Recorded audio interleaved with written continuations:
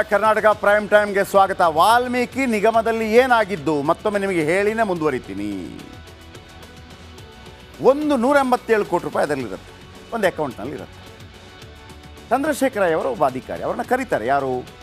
Managing director. ಇಡೀ ಸುದ್ದಿಯನ್ನು ನೀವು ಲುಮಿನೋ ಸ್ಟುಡಿಯೋದಲ್ಲಿ ನೋಡ್ತಾ ಇದ್ದೀರಿ. 187 ಕೋಟಿ ವಸಂತನಗರದಲ್ಲಿರುತ್ತೆ, ಬೆಂಗಳೂರಿನ ವಸಂತನಗರ ಬ್ರಾಂಚಲ್ಲಿ 187 ಕೋಟಿ ಯೂನಿಯನ್ ಬ್ಯಾಂಕಲ್ಲಿರುತ್ತೆ. ಆಗ ಈ ಚಂದ್ರಶೇಖರಯ್ಯ ಅವ್ರನ್ನ ಕರೀತಾರೆ, ಅವರ ವ್ಯವಸ್ಥಾಪಕ ನಿರ್ದೇಶಕರು. ಇನ್ನೊಂದು ಅಕೌಂಟ್ ಮಾಡಿ ಅಂತ ಕೇಳ್ತಾರೆ.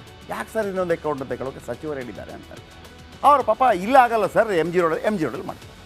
ಎಮ್ ಜಿ ರೋಡಲ್ಲಿ ಮಾಡಿದ ತಕ್ಷಣ ಅದಕ್ಕೆ 125 ಕೋಟಿ 25 ಕೋಟಿ 44 ಕೋಟಿ 187 ಕೋಟಿ ಅಲ್ಲಿಗೆ ಹೋಗುತ್ತೆ. ಅದು ಬೇರೆನೇ ಅಕೌಂಟ್. ಆಮೇಲೆ ನೀವು ಚೆಕ್ ಬರ್ಕೊಂಬನ್ನಿ ಒಂದು 50 ಕೋಟಿ ಇದು ಅಂತ ಚಂದ್ರಶೇಖರಯ್ಯ ಅವರಿಗೆ ಪದ್ಮನಾಭ ಅವರು ಹೇಳ್ತಾರೆ. ಸರ್ ನಾನು ಚೆಕ್ ತಗೊಂಡಿಲ್ಲ, ಯಾಕಂದರೆ 3 ತಿಂಗಳಿಂದ ದುಡ್ಡು ಯಾರಿಗೂ ಹೋಗ್ತಾ ಇಲ್ಲ, ನೆಕ್ಸ್ಟ್ ತಗೊಳ್ಳೋ ಹೊಸ account R T G S ಮಾಡ್ಕೊಂಬನ್ನಿ. ಆರ್ ಟಿ ಜಿ ಎಸ್ಗೆ ನಾಳೆ ಹೋದಾಗ ಅವರು ಅಲ್ಲಿ ದುಡ್ಡು 50 ಕೋಟಿ ಅಕೌಂಟಿಂದ ಹೋಗಿದೆ. ಅದು ಇವರು ಅದರ ಮೇಲುಸ್ತುವಾರಿ, ಯಾರು? ಚಂದ್ರಶೇಖರಯ್ಯ. ಇವರು ಕೇಳ್ತಾರೆ, ಎಲ್ಲಿಗೋಯ್ತು ಸರ್? ನಾನೇನು ತಗೊಂಡಿಲ್ಲ, ನಾನು ಯಾವುದೇ ಚೆಕ್ ಕೊಟ್ಟಿಲ್ಲ, ಆರ್ ಟಿ ಜಿ ಎಸ್ ಕೊಟ್ಟಿಲ್ಲ. ಇಲ್ಲ, ನಿಮ್ಮ ಎಮ್ ಡಿ ಮತ್ತು ಲೆಕ್ಕಾಧಿಕಾರಿ ಇಬ್ಬರು ಸೈನ್ ಹಾಕಿ ತಗೊಂಡೋಗಿದ್ದಾರೆ. ಈಗ ಭಯ ಶುರು ಆಗುತ್ತೆ ಅವರಿಗೆ. ಇದೇ ಚಂದ್ರಶೇಖರ ಓಡೋಗಿ ಕೇಳ್ತಾರೆ, ಸರ್ ದುಡ್ಡೇನಾಯಿತು ಅಂತೇಳಿ. ತಲೆ ಕೆಡಿಸ್ಕೋಬೇಡ್ರಿ ಅಂತೇಳಿ ನಾಗರಾಜ್ಗೆ ಫೋನ್ ಮಾಡ್ತಾರೆ. ಅವರು ಸಚಿವರ ಪರವಾಗಿರುವಂಥ ಈ ಭಯದಿಂದ ಇವರು ಆತ್ಮಹತ್ಯೆ ಮಾಡ್ತಾರೆ. ಇಷ್ಟೇ ವಿಷಯ. ಆ 50 ಕೋಟಿ ಎಲ್ಲಿಗೋಯ್ತು? ರಾಜಕೀಯ ಕಾರಣಕ್ಕಾಗಿ ಬಳಕೆ ಆಯಿತು. ನೋಡಿ, ಚಂದ್ರಶೇಖರ ಆತ್ಮಹತ್ಯೆ ಪ್ರಕರಣಕ್ಕೆ ಬಿಜೆಪಿ ಹೊಸ ಟ್ವಿಸ್ಟ್ ನೀಡಿದೆ. ನಿಗಮದಿಂದ ವರ್ಗಾವಣೆಯಾಗಿರುವ ಹಣದ ಅಕ್ರಮದಲ್ಲಿ ಸಚಿವರ ಹಾಗೂ ಅವರ ಆಪ್ತ ನಾಗರಾಜ್ ಎಂಬಾತನ ಕೈವಾಡವಿದೆ ಎಂದು ಬಿಜೆಪಿ ಫೋಟೋ ಸಹಿತ ಆರೋಪಿಸಿದೆ. ನಾಗರಾಜ್, ಸಚಿವ ನಾಗೇಂದ್ರ, ಡಿಸಿಎಂ ಡಿಕೆ ಶಿವಕುಮಾರ್ ಹಾಗೂ ಸಿಎಂ ಸಿದ್ದರಾಮಯ್ಯಗೆ ಆಪ್ತರಾಗಿರುವ ಫೋಟೋಗಳನ್ನು ಬಿಜೆಪಿ ಬಿಡುಗಡೆ ಮಾಡಿದೆ. ಇದರ ಬಗ್ಗೆ ಮಾತನಾಡಿದ್ದಾರೆ ಸಿಟಿ ರವಿ. ಕೇಳಿಸ್ಕೊಳ್ಳಿ, ಫೋಟೋ ಕೂಡ ಬಿಡುಗಡೆ ಮಾಡಿದ್ದಾರೆ. ಚಂದ್ರಶೇಖರನ್ ಬರೆದಿರುವಂಥ ಡೆತ್ ನೋಟಲ್ಲಿ ಎನ್ ನಾಗರಾಜ್ ಅನ್ನುವಂಥ ಹೆಸರು ಉಲ್ಲೇಖ ಆಗಿದೆ. ಯಾರು ಎನ್ ನಾಗರಾಜು? ನನಗಿರೋ ಮಾಹಿತಿ ಮತ್ತು ನನಗಿರುವಂಥ ಮಾಹಿತಿ ಪ್ರಕಾರ ಅವರು ನಾಗೇಂದ್ರ ಅವರ ಬಿಸ್ನೆಸ್ ಪಾರ್ಟ್ನರ್. ಅವರು ಡಿ ಕೆ ಶಿವಕುಮಾರ್ ಅವರಿಗೆ ಪರಮಾಪ್ತ. ಒಂದೇ ಸ್ಪೆಷಲ್ ಫ್ಲೈಟ್ನಲ್ಲಿ ಒಟ್ಟಿಗೆ ಹೋಗಿದ್ದಾರೆ. ಫ್ರೆಂಡ್ಶಿಪ್ ಇಲ್ಲದೆ ಇದ್ದವರು ಸ್ಪೆಷಲ್ ಫ್ಲೈಟ್ನಲ್ಲಿ ಡಿ ಕೆ ಶಿವಕುಮಾರ್ ಅವ್ರ ಜೊತೆನಲ್ಲಿ ಒಟ್ಟಿಗೆ ಹೋಗೋಕ್ಕೆ ಸಾಧ್ಯ ಇದೆಯಾ? ಅವರು ಮುಖ್ಯಮಂತ್ರಿ ಸಿದ್ದರಾಮಯ್ಯನವರ ಮನೆಯಿಂದ ಸಿದ್ದರಾಮಯ್ಯನವರು ಸಮಕ್ಕೆ ಹೆಜ್ಜೆ ಹಾಕೊಂಡು ಬರ್ತಾ ಇದ್ದಾರೆ ಮನೆ ಒಳಗಡೆಯಿಂದ. ನೋಡಿ, ಇವರು ಡಿ ಸಿ ಎಂ ಜೊತೆಗಿರೋದು. ಹಾಗೆ ಡಿ ಸಿ ಎಂ ಜೊತೆಗೆ ಒಟ್ಟಿಗೆ ಸ್ಪೆಷಲ್ ಏರ್ಕ್ರಾಫ್ಟ್ ಒಳಗಡೆ ಹೋಗ್ತಾರೆ. ಅಲ್ಲಿ ಒಳಗಡೆಯಿಂದಲೂ ಒಂದು ಫೋಟೋ ತೆಗೆದಿದ್ದಾರೆ. ಆ ಫೋಟೋನು ನಿಮಗೆ ಕಳಿಸ್ಕೊಡ್ತೀನಿ. ಹಾಗೇನೆ ನಾಗೇಂದ್ರ ಅವರಿಗೆ ಸನ್ಮಾನ ಮಾಡ್ತಾ ಇದ್ದಾರೆ. ನನಗಿರೋ ಮಾಹಿತಿ ಪ್ರಕಾರ ಇವ್ರ ಜೊತೆನಲ್ಲಿ ವ್ಯವಹಾರ ಇದೆ ನಾಗೇಂದ್ರ ಅವ್ರದ್ದು ಅಂತ ಮಾಹಿತಿ ಬಂದಿದೆ. ಮೌಖಿಕ ಸೂಚನೆಗೆ ಇನ್ನೇನು ಸಾಕ್ಷಿ ಬೇಕು? ಈಗ ಸಿಟಿ ರವಿ ಫೋಟೋ ತೋರಿಸಿದ್ರಲ್ಲ, ಅದೇನು ವರ್ಕೌಟ್ ಆಗಲ್ಲ, ಅದು ವೇಸ್ಟ್. ಅದು ನಾಗರಾಜ್ ಒಬ್ಬ ಕಾಂಗ್ರೆಸ್ ಕಾರ್ಯಕರ್ತ ಆಗಿರ್ಬೋದು, ಡಿ ಸಿ ಎಂ ಜೊತೆ ಫೋಟೋ ತೆಗೆಸ್ಕೊತಾರೆ, ಯಾರು ಬೇಕು, ಅದೆಲ್ಲ ವರ್ಕೌಟ್ ಆಗಲ್ಲ. ದ ಥಿಂಗ್ ಈಸ್, ಆ ಸೂಚನೆ ಕೊಟ್ಟರಲ್ಲ, ಅದು ಸಚಿವರು ಹೌದಾ? ಅಲ್ಲಿ ಆಗತ್ತೆ. ಸೂಚನೆ ಕೊಟ್ಟ ನಂತರ ಇವ್ರು ಫೋನ್ ಮಾಡಿ ಹೇಳ್ತಾರಲ್ಲ, 2 ದಿವಸ ತರ್ಕೊಳ್ರಿ, ವಾಪಸ್ ಬರ್ತೀವಿ ದುಡ್ಡು. ಅದೇ ನಾಗರಾಜನ ಫೋಟೋದಿಂದ ಏನಾಗೋದಿಲ್ಲ. ಚಂದ್ರಶೇಖರಯ್ಯ ಅವರು ಪದ್ಮನಾಭಯ್ಯ ಅವ್ರ ಹತ್ರ ಕೇಳಿದಾಗ, ಸರ್ 50 ಕೋಟಿ ಎಲ್ಲೋಯ್ತು ಅಂತ ಹೇಳುವಾಗ ಒಬ್ಬರಿಗೆ ಫೋನ್ ಮಾಡಿದ್ರೆ ನಾಗರಾಜ್, 2 ದಿವಸ ತಡೀರಿ. ಅದು ಪ್ರೂವ್ ಆದರೆ ಡಿಸ್ಕ ಹೋಯ್ತು ಕತೆ. ಆಯಿತಾ? ಬನ್ನಿ, ಈಗ ರಾಜ್ಯ ಬಿ ಜೆ ಪಿ ಕೆಲವು ಬೇಡಿಕೆಗಳನ್ನು ಇಟ್ಟಿದೆ. ಆ ಬೇಡಿಕೆಗಳು ಏನೇನು ಬನ್ನಿ ನಿಮ್ಮ ಮುಂದೆ ಇಡ್ತೀನಿ. ರಾಜ್ಯ ಬಿ ಜೆ ಪಿಯಿಂದ ಬೇಡಿಕೆಗಳ ಪಟ್ಟಿ ಬಿಡುಗಡೆಯಾಗಿದೆ. ತಕ್ಷಣ ಸಚಿವ ನಾಗೇಂದ್ರ ರಾಜೀನಾಮೆ ಪಡೆಯಲೇಬೇಕು ಅಂತ ಹೇಳ್ತಾರೆ. ಇದು ನಿಜ. ಈ ಒತ್ತಾಯದಲ್ಲಿ ಅರ್ಥ ಇದೆ.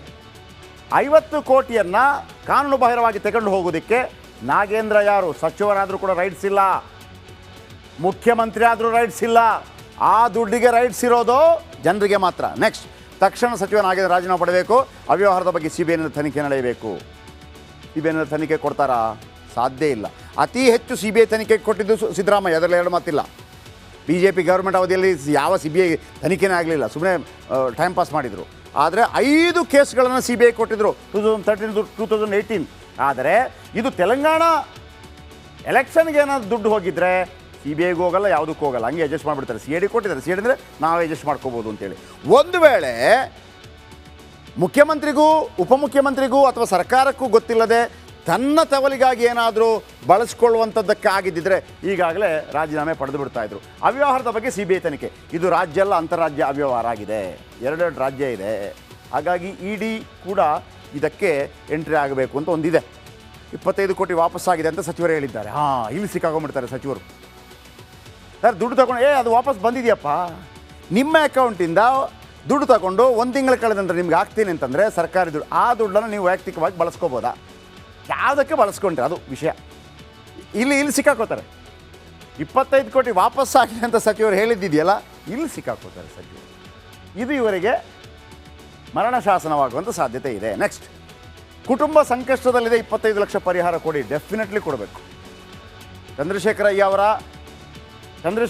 ಅವರ ಏನು ಪಾರದರ್ಶಕತೆಗೆ, ಚಂದ್ರಶೇಖರ ಅಯ್ಯ ಅವರ ಪ್ರಾಮಾಣಿಕತೆಗೆ 25 ಲಕ್ಷ ಅಲ್ಲ 50 ಲಕ್ಷ ಕೊಡಬೇಕು.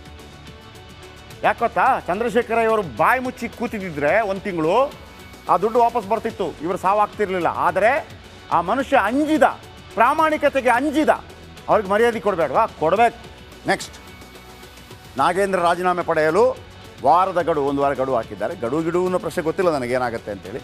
ಇನ್ನು CBI ವಹಿಸಲು 1 ವಾರದ ಗಡುವು ಕೊಟ್ಟಿದ್ದಾರೆ. ನಾಗೇಂದ್ರ ರಾಜೀನಾಮೆ ಪಡೆಯಲು ಮತ್ತು CBI ಕೊಡಬೇಕು, 1 ವಾರದ ಗಡುವನ್ನು BJP ಕೊಟ್ಟಿದೆ. ನೆಕ್ಸ್ಟ್, ಓಕೆ, ಬೇಗ ಕ್ಲಿಯರ್ ಮಾಡ್ತೀವಿ. ಓಕೆ, ಸಚಿವ ನಾಗೇಂದ್ರ ರಾಜೀನಾಮೆ ಬಹುತೇಕ ಖಚಿತ. ವಾಲ್ಮೀಕಿ ನಿಗಮದ ಹಗರಣದಲ್ಲಿ ತಲೆದಂಡ ಖಚಿತವಾಗುತ್ತಾ? ರಿಪಬ್ಲಿಕ್ ಕನ್ನಡ ನಿರಂತರ ವರದಿ ಫಲಶ್ರುತಿ. ಭ್ರಷ್ಟಾಚಾರದ ವಿರುದ್ಧ ಸಮರ ಸಾರಿದ ರಿಪಬ್ಲಿಕ್. ಇಂದು ರಾತ್ರಿ ಅಥವಾ ನಾಳೆ ರಾಜೀನಾಮೆ ಸಾಧ್ಯತೆ. 94 ಕೋಟಿ ಅವ್ಯವಹಾರ ನಡೆದಿರುವ ಆರೋಪ. ಕರ್ನಾಟಕ ಸರ್ಕಾರದಲ್ಲಿ ದೊಡ್ಡ ಹಗರಣದ ಬಿರುಗಾಳಿ. ಸಚಿವ ರಾಜೀನಾಮೆ ಕುರಿತು ದೊಡ್ಡ ಸಭೆ ಕೂಡ ನಡೆದಿದೆ. ಮುಖ್ಯಮಂತ್ರಿಗಳಿಗೆ ಮತ್ತು ಉಪಮುಖ್ಯಮಂತ್ರಿಗಳಿಗೆ ಆಗಿರುವಂಥ ದೊಡ್ಡ ಸಮಸ್ಯೆ ಏನಪ್ಪ ಅಂತಂದರೆ, ಒಂದು ವೇಳೆ ಇದು ತೆಲಂಗಾಣಕ್ಕೆ ಈ ದುಡ್ಡು ಹೋಗಿದ್ರೆ ಇವರ ಗಮನವಿಲ್ಲದೆ ಹೋಗಿರಲಿಕ್ಕೆ ಸಾಧ್ಯ ಇಲ್ಲ. ಇವರ ಗಮನವಿಲ್ಲದೆ ಸ್ವಯಂಟಪಕ್ಕೆ ಏನಾದರೂ ಮಾಡಲಿಕ್ಕೆ ಪ್ರಯತ್ನ ಪಟ್ಟಿದ್ದರೆ ಈಗಾಗಲೇ ಅವರು ರಾಜೀನಾಮೆ ಪಡೀತಾ ಇದ್ರು. ಈ ಸಂದರ್ಭದಲ್ಲಿ ಸಿದ್ದರಾಮಯ್ಯ ಯಾವ ನಿರ್ಧಾರ ಕೈಗೊಳ್ತಾರೆ ಅನ್ನೋದು ಅವರ ಮುತ್ಸದ್ದಿತನವನ್ನು ತೋರಿಸ್ತಾರೆ. ನೋಡೋಣ. ದೇಶದ ಅತಿ ದೊಡ್ಡ ನೆಟ್ವರ್ಕ್ ನಿಂದ ಮೆಗಾ ಕವರೇಜ್. ದೇಶದ ಮತದಾರನ ಆದೇಶ NDAಗ ಇಂಡಿ ಒಕ್ಕೂಟಕ್ಕ. ಲೋಕ ಅಖಾಡದಲ್ಲಿ ಗೆಲ್ಲೋದ್ಯಾರು ಸೋಲೋದ್ಯಾರು? ಕರುನಾಡಿನ 28 ಕ್ಷೇತ್ರಗಳ ನಿಖರ ಫಲಿತಾಂಶ. ಫಾಸ್ಟ್ ರಿಸಲ್ಟ್, ಪಕ್ಕಾ result. Number 1 election team, number 1 network, number 1 coverage.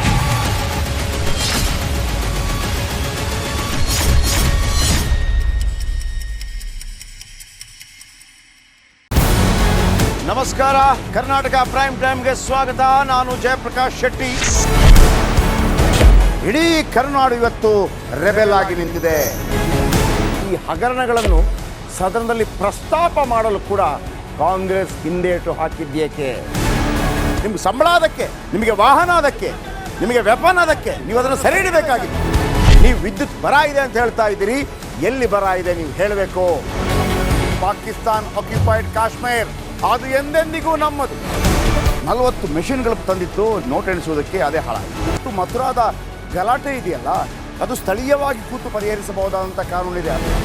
Guarantee ಯೋಜನೆಯಿಂದ ನಷ್ಟ ಆಗಿದೆ, ಲಾಭ ಆಗಿದೆ, ದಯವಿಟ್ಟು ಹೇಳಿ.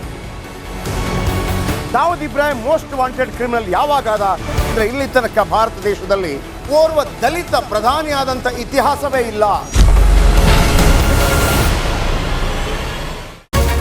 ರಿಪಬ್ಲಿಕ್ ವರ್ಲ್ಡ್ ಆಪ್ ಇದು ಕೇವಲ ಅಪ್ಲಿಕೇಶನ್ ಅಲ್ಲ, ಸಮಗ್ರ ಸುದ್ದಿಗಳ ಸಂಪರ್ಕ ಮಾರ್ಗಕ್ಕೆ ಕ್ರಾಂತಿಕಾರಿ ಬದಲಾವಣೆ. ರಿಪಬ್ಲಿಕ್ ವರ್ಲ್ಡ್ ಆಪ್ ಕೇವಲ ಸುದ್ದಿ ಅಪ್ಲಿಕೇಶನ್ ಅನ್ನ ಪರಿಚಯ ಮಾಡ್ತಾ ಇಲ್ಲ, ಬದಲಾಗಿ ಡಿಜಿಟಲ್ ಸುದ್ದಿ ಬಳಕೆಯ ಹೊಸ ಯುಗಕ್ಕೆ ನಾಂದಿ ಹಾಡ್ತಾ ಇದೆ. ಇದೊಂದು ಬ್ರೇಕಿಂಗ್ ನ್ಯೂಸ್, ಪ್ರಭಾವಶಾಲಿ ಕಾರ್ಯಕ್ರಮಗಳಿಗೆ ಗಟ್ಟಿಯಾದ ವೇದಿಕೆ. ರಿಪಬ್ಲಿಕ್ ವರ್ಲ್ಡ್ ಅಪ್ಲಿಕೇಶನ್ ಈಗ ಲೈವ್ ಆಗಿದೆ. ಗೂಗಲ್ ಪ್ಲೇ ಸ್ಟೋರ್ ಮತ್ತು ಆಪಲ್ ಆಪ್ ಸ್ಟೋರ್ ಎರಡರಲ್ಲೂ ಲಭ್ಯವಿದೆ. ಈಗಲೇ ಡೌನ್ಲೋಡ್ ಮಾಡಿ.